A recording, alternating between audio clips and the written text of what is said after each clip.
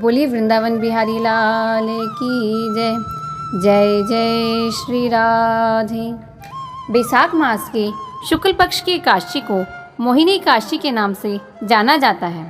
इस दिन भगवान श्री हरि विष्णु के मोहिनी रूप की पूजा की जाती है। एक बार धर्मराज युधिष्ठिर जी ने भगवान श्री कृष्ण से पूछा कि हे केशव, बैसाख मास के शुक्ल पक्ष की एकादशी का क्या नाम है तथा उसकी कथा क्या है, इस व्रत की क्या विधि है, यह सब आप विस्तार से कहिए।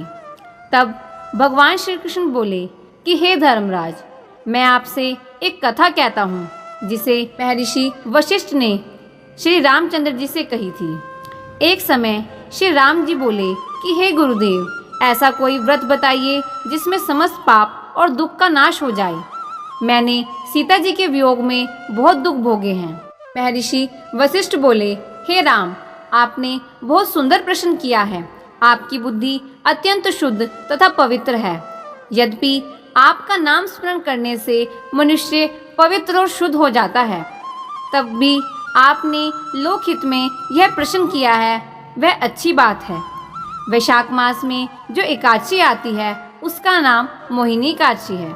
इसका व्रत करने से मनुष्य सब पापों से तथा दुखों से छूटकर मोह जाल से मुक्त हो जाता है।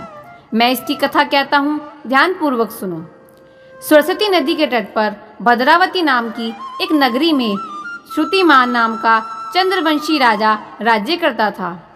वहाँ धन धान्य से संपन्न पुण्यवान धनपाल नाम का वैश्य भी रहता था। वह अत्यंत धर्मात्मा और विष्णु भक्त था। उसने नगर में अनेक भोजनालय, प्याऊ, कुएं, सरोवर, धर्मशाला आदि बनवाए थे।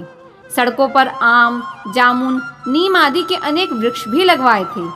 उसके 5 पुत्र थे, सुमना, सुबुद्धि, मेधावी, सुकृति और दृष्ट बुद्धि।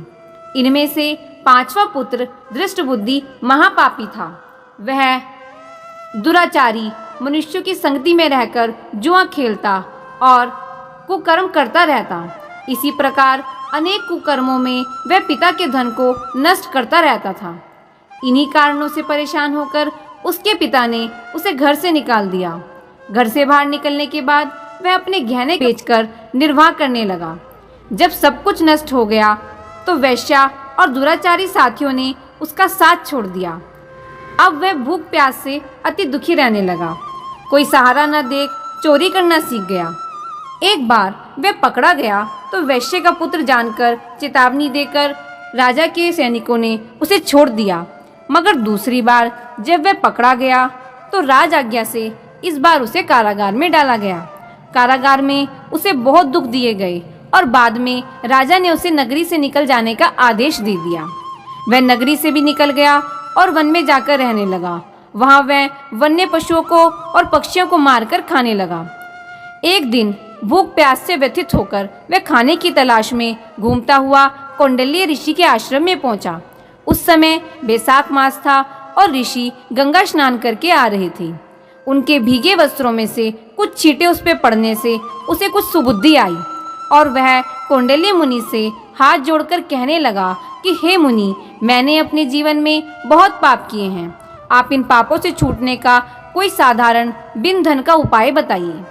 उसके यह दीन वचन सुनकर मुनि प्रसन्न होकर बोले कि तुम वैशाख मास के शुक्ल पक्ष की मोहिनी एकादशी का व्रत करो, इससे समस्त पाप नष्ट हो जाएंगे। मुनि के वचन सुनकर वह बहुत प्रसन्न हुआ और वह मुनि की बताई गई विधि के अनुसार व्रत करने लगा।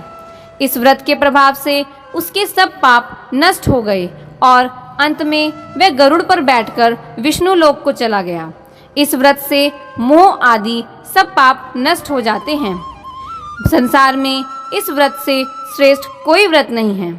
इसके महात्म्य को पढ़ने से अथवा सुनने से भी 1000 गोदान का फल प्राप्त होता है। बोलिए वृंदावन बिहारी लाल की जय।